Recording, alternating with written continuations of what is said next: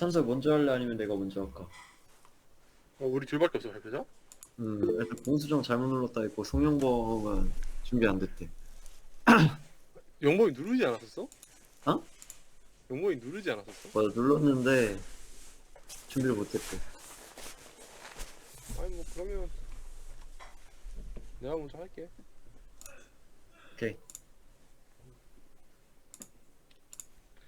저도 조금, 이번에 게스트 있는데 좀 완벽하진 않은데, 이번 게. 아, 뭐 뭐, 어때?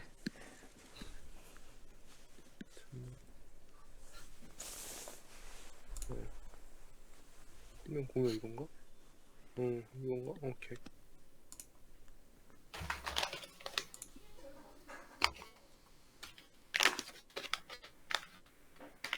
보이나요? 네, 보입니다. 와우. 와우. 아, 제 얼굴도 보이나요, 같이? 네 보입니다. 그건 안 보이면 나오면 되겠죠?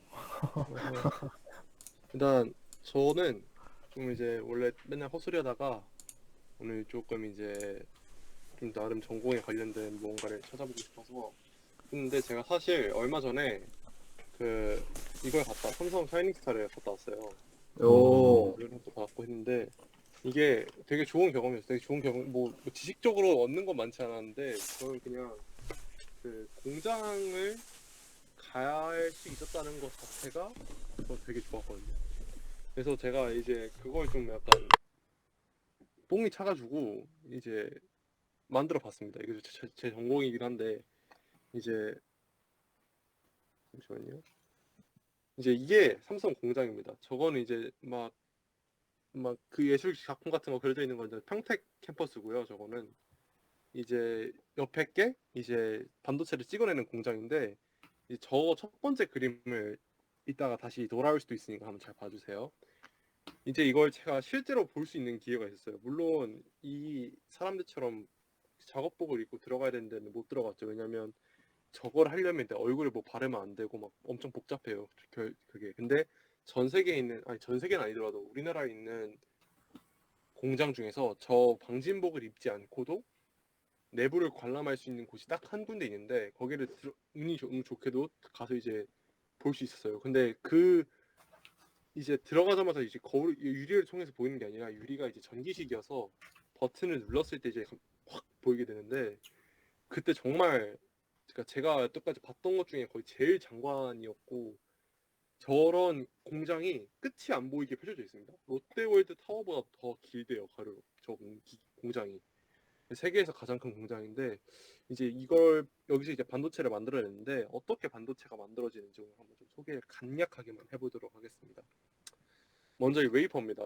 저 바이든 성님이 들고 있는 게 웨이퍼인데 이게 왜 들고 있냐면 저게 이제 바이든이 이제 저 웨이퍼가 미래의 쌀이다라고 이야기하면서 이제 들고 오셨던 거예요. 근데 이제 이 웨이퍼의 특징은 어디야 모래로 만드는 규소로 만들었는 물체이고 순수한 규소로 아주 이렇게 모래에서 잘 뽑아내가지고 저런 판 형태로 만듭니다.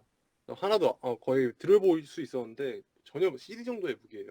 전혀 무겁지 않았습니다. 이제 여기에다가 이제 만드는 건데 규소는 이제 대표적인 부도체죠.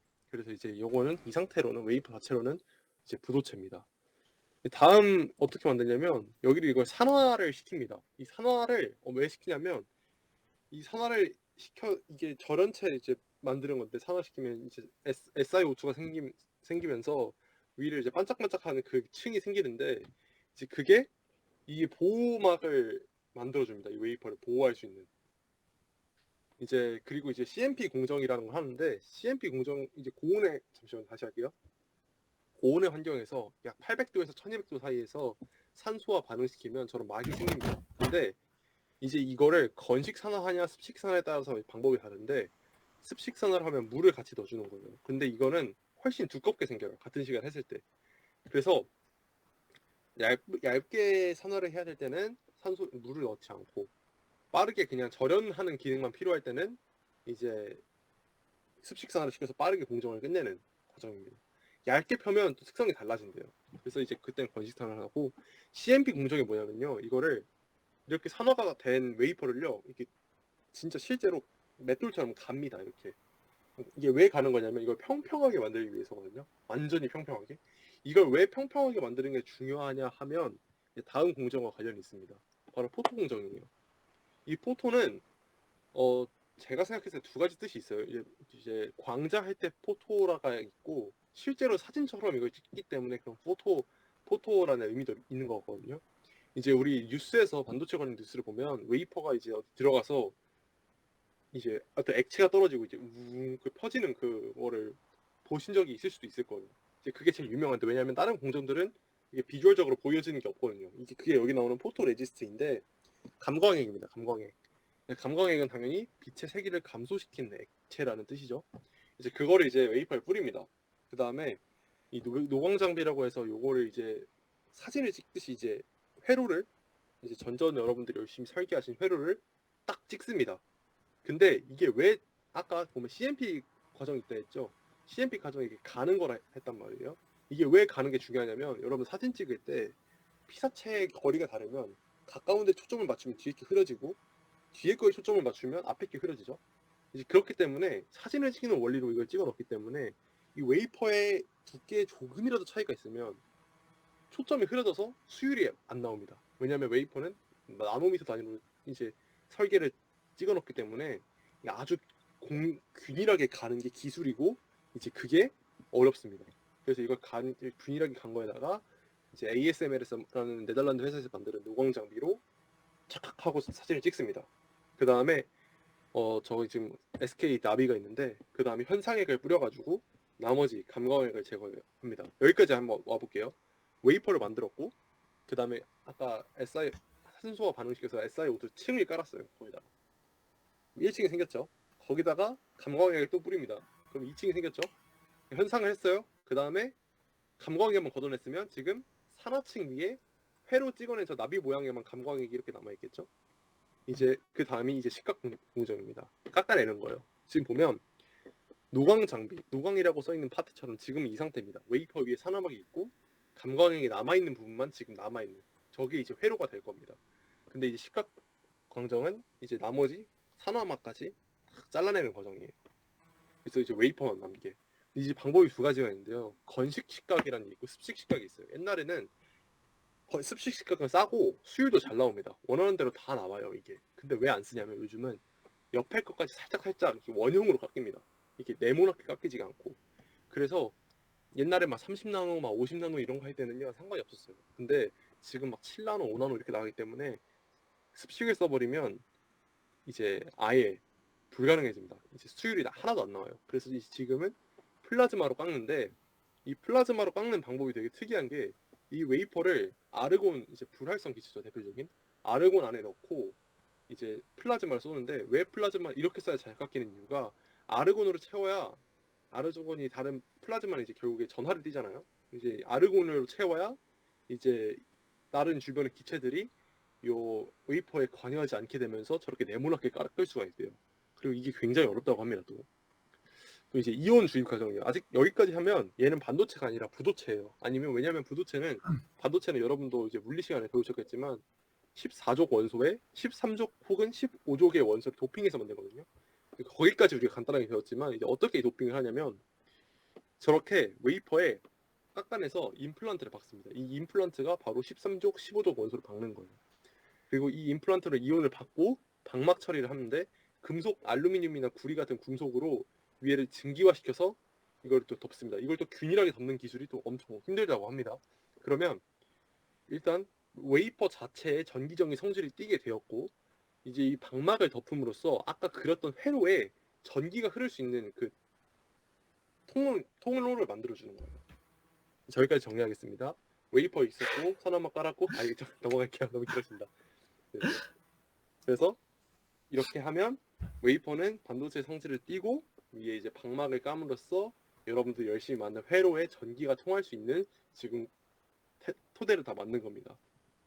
나머지는 되게 간단해요. 여기다가 이제 원하는 회로에다가 전기가 통하게 이제 배선을 다 연결하고 그다음에 이게 잘 되냐, 고온 저온에서 잘 작동하는가, 뭐 나사 빠진 거 없는가, 전기가 통하는가 이런 거 체크하고 이제 패키징 과정인데 패키징은 이제 뭐 핸드폰에 들어가는 반도체를 만드는 건지 아니면 컴퓨터에 들어가는 반도체 만드는 건지에 따라서 이걸 구조가 다르게 만듭니다. 왜냐하면 이제 핸드폰 같은 경우에는 램과 뭐 CPU와 뭐 그래픽 카드를 칩온 하나의 칩에다가 설계하는 그런 방식도 있고 아니면 컴퓨터 같은 경우에는 지금 뭐 일부의 뭐 맥 같은 컴퓨터를 제외하면 CPU, GPU를 이제 따로 연결하기 때문에 그거에 맞게 이제 반도체를 설계함으로써 이제 나옵니다. 이 반도체가 세상에 나오게 되는데 이 모든 과정을 다 거치는데 한 3달 정도 걸린다고 합니다. 그래서 반도체 품귀 현상이 일어나면 이제 구하기가 힘든 거예요. 이 반도체를. 그리고 이 반도체의 재밌는 특성 중에 하나가 어느 한 나라의 기술로 독자적으로 절대 만들 수가 없습니다. 이 모래 같은 경우는요, 사막이 풍부한 중국에서 갖고 오는데요. 반도체를 설계하는 기술은 과 반도체를 이제 찍어내는 기술은 미국의 특허가 있어요. 근데 반도체를 실제로 찍어낼 수 있는 나라는 대만과 한국밖에 없고요. 반도체에다가 설계도를 뿌릴 수 있는 능력은 네덜란드밖에 가지고 있지 않습니다. 그래서 미국이 칠포 동맹하면서 이렇게 막 포획하는 이유가 어느 한쪽에 약간 중국 없어도 반도체를 못 만들거든요. 모래가 안 나오면 거기서 사막에서 거기가 중국에 질 좋은 모래가 많대요. 그래서 이런 반도체라는 게 정치적인 이슈도 얽혀 있다라는 것을 막 얘기하면서 제 발표를 마치도록 하겠습니다. 감사합니다. 와. 좋습니다. 혹시 질문을 몇 개 조금 하나를 조금 드리고 싶은데요. 네, 잠시만요.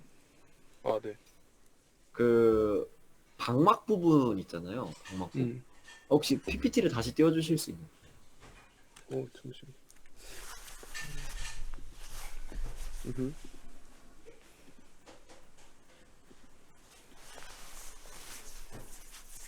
네, 방막 부분. 보이나요? 방막 네네. 여기서 방막을 씌우는 부분이 조금 이해가 잘 안 됐거든요. 방막을 왜 씌우는 거죠? 이제 지금 이제 방막을 씌워야 되는 이유는 네. 이 방막의 역할은 결국 이게 금속 방막입니다. 금속 방막. 그래서 금속은 전기가 통하죠. 이 반도체 이거를 한 층으로 만드는 게 아니라 요거를 여러 겹 만들어서 이 한 층을 쌓고 쌓는 방식이에요. 그래서 이 반도체라는 게 결국 전압을 어느 정도 걸어주면 전류가 통하고 안 통하고 이게 중간적인 성질을 갖고 있는 물체를 말하는 건데 방막을 씌워야 하는 이유는 설계도를 깔았잖아요. 그럼 이제 설계도를 연결을 해야 돼요. 전선으로. 근데 지금 전선으로 연결하는 그 베이스를 깐다고 생각하면 됩니다. 이게 그래서 이제 금속으로 깔아야 되는 거예요. 전기가 통할 수 있게. 궁금한 게 이제 이게 이제 깎은 부분이 이렇게 있고 안 깎인 부분이 사나막으로 이렇게 있는 거잖아요.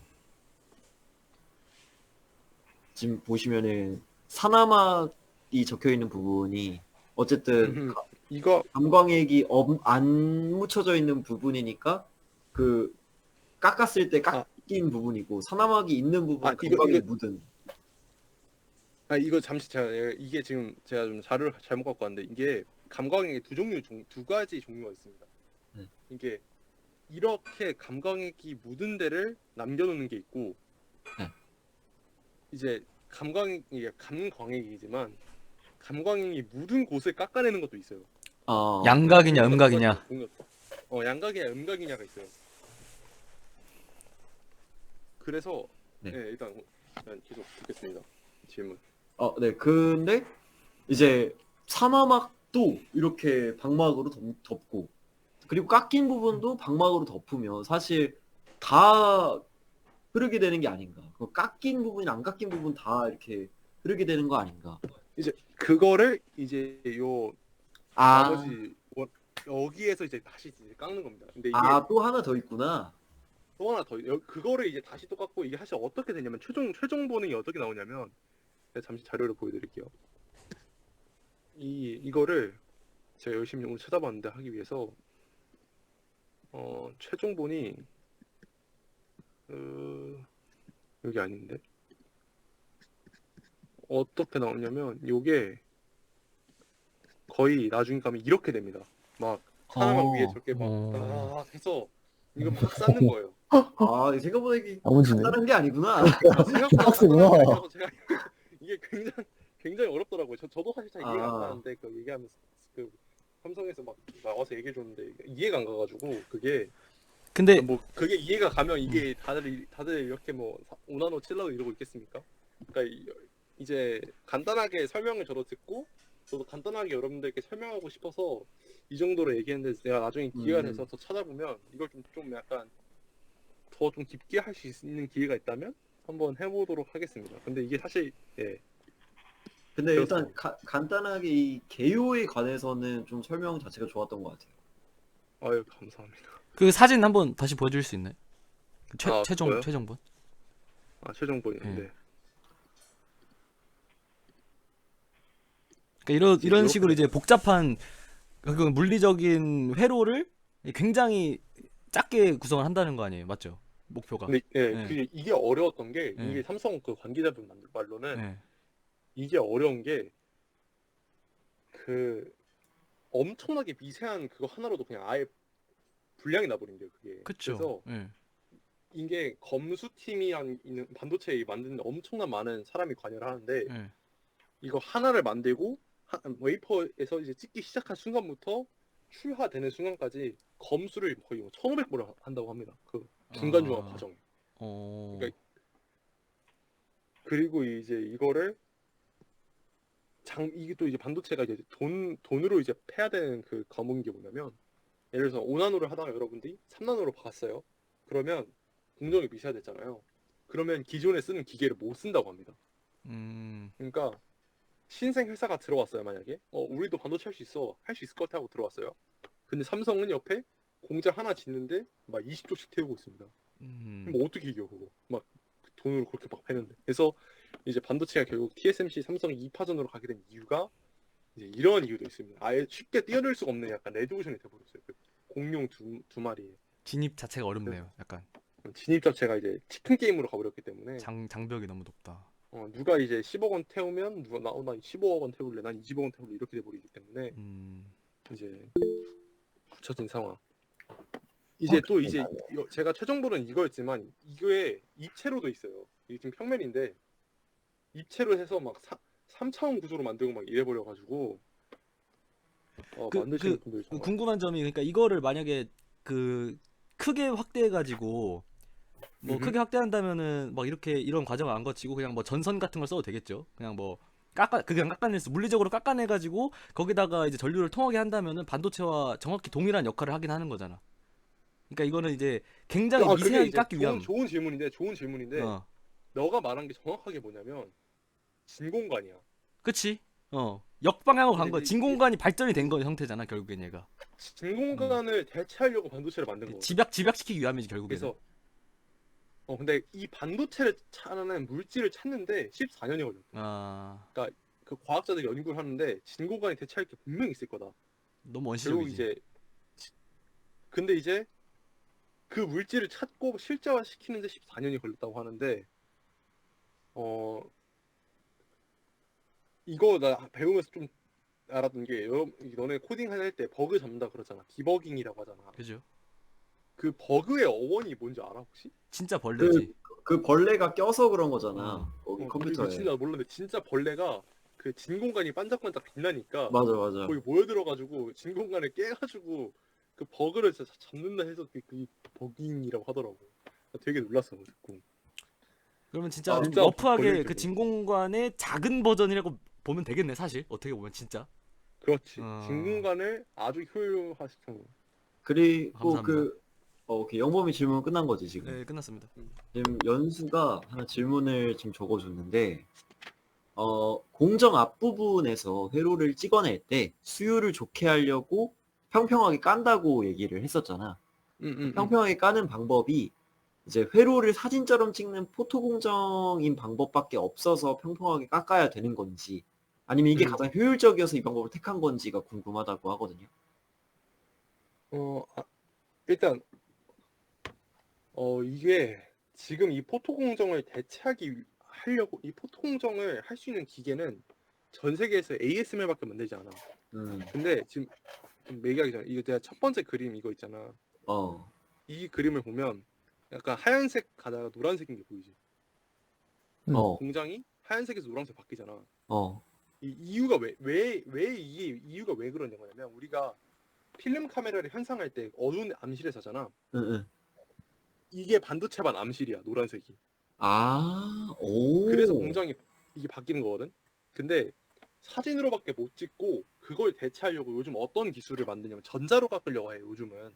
전자로. 그러니까 지금 현재는 사진이 베스트인데 비트로 깎는 게 베스트인데 그래서 초점을 안 맞는 문제를 해결하기 위해서 이렇게 물리적으로 잘 깎는 건데 이걸 대체하려고 지금 어떤 기술을 만드냐면 전자로 깎으려고 하는데 플라즈마를 그러니까 전자를 쏴서 플라즈마로 얘를 정확하게 맞춰서 떨어뜨리는 방식으로 깎는 방식을 지금 ASM에서 만들고 있대. 어, 듣기만 해도 소름이 이게 돋는데요, 그냥? 그냥 사진으로 이렇게 틱틱틱 하는 게 아니라 전자를 쏴서 그걸 플라즈마로 맞춰가지고 떨어뜨려가지고 전자로 이제 깎으면 전자를 훨씬 더 정밀하게 깎을 수 있나 봐 그게. 그럼 양자역학 아니야 그래서 이제 그러면? 어? 전자를 컨트롤해야 되는데 그러면?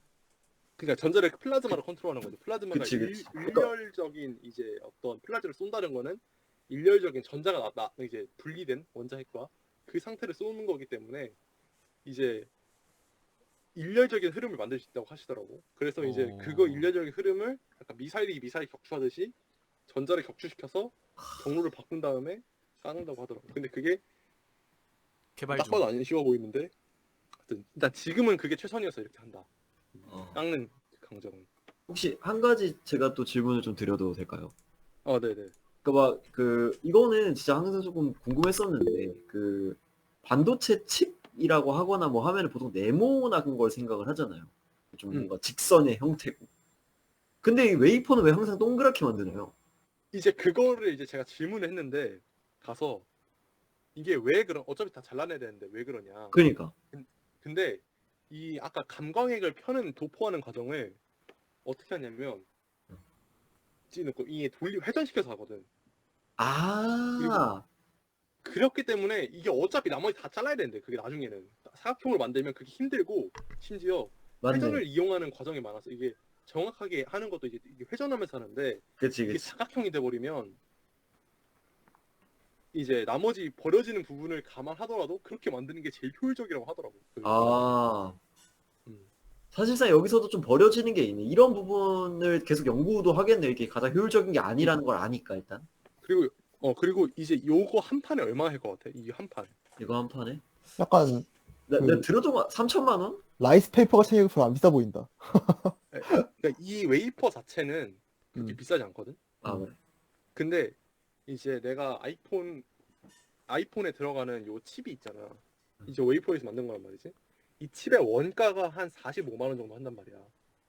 어. 근데 45만 원에 45만 원, 45불 정도 한단 말이야. 45불 정도. 그러니까 어. 우리나라 돈 한 6만 원 정도지 원가가. 어. 근데 이런 칩이 이 반도체 이 웨이퍼의 원가는 3,000원? 정확하지 않은데 한 9만 원인가? 이거 진짜 비싸지 않았어 이게. 아, 진짜? 별로 안 비싸다. 왜냐면 그냥 주소를 순수하게 만들어서 그냥 눌러놓은 거야 이거는. 그냥 이 자체는 그렇게 아무것도 비싸지 아니야. 않구나. 이거 회로가 그려지는 게 비싼 거지. 그래서 이제 아, 회로를 그리고 나면 회로를 그려서 끝까지 다 끝내고 검수까지 다 끝내면 이런 45달러짜리 원가의 칩이 저 안에 1,800개가 들어간대. 그러면 그럼 이제 저 9만 달러거든. 그러니까 이제 9만 원에서 9만 달러가 되는 이제 평균적으로 이게 대회비인데 평균적으로 1,800개 정도, 1,600개에서 1,800개가 나온다. 뭘 설계하냐에 따라서 그것도 다른데 그럼 이제 그래서 이제 반도체가 창조 경제라는 건데 기계도 비싸고 하니까 이제 비싼 거지. 새삼 이건희 회장님의 선구안이 대단한데? 대단해. 이거를 아무것도 모르던 불모지에서 할 생각을 했다는 게? 아니 대단하긴 해. 우리 학교 선배와의 대화 뭐 그런 게 있잖아. 그런 자리. 거기서 들었는데 삼성 자회사 중에 세메스라고 장비 회사가 있거든. 근데 거기서 그분이 근무를 하시고 지금은 이제 또 이직하셨는데 거기서 근무를 할 때 이 웨이퍼 저 동그란 거를 그 공장 가면 나도 안 가봐서 모르겠는데 아마 찬수 봤을지 모르겠는데 그 천장에 레일에 이렇게 달려서 가는 맞아. 로봇들 있잖아. 그게 있어. 그거를 만드는 회사였대. 이제 나 그걸 들었거든. 어, 그게 정확하게 그분이 뭐라 하셨냐면 그게 원래 다 수입산이었는데 어, 이번에 국산화를 시켰대. 어, 그래서 이제 삼성 자회사에서 만드는 걸 거야. 근데 아직도 그러니까 비율이 미국산이 한 50% 이상 되고 일본산이 한 30%, 국산이 한 20% 정도 된다 하시더라고. 근데 이제 그거 만드는데 그 로봇이 저 웨이퍼들을 들고 옮겨주는 애들인데 맞아 맞아. 그걸 자꾸 깨니까 이제 속상한 거지. 이게 자기 몸값보다 비싼데 이거 깨는 게. 그래가지고 막 그런 말을 했었던 게 기억이 나네요. 그 얘기를 하니까. 그 로봇이 여기 위에 이게 왕 돌아다니거든? 맞아. 저 친구들. 이렇게? 아 이건데 정확하게 그거야, 그거. 이게 진짜 한 셀 수 없이 많이 있거든 공장에. 음. 근데 그 설명해 주시는 분이 이거 하나 가격이 그냥 들고 올라오는 식 하나 가격이 그랜저 풀옵션이랑 가격이 비싸다 그랬어.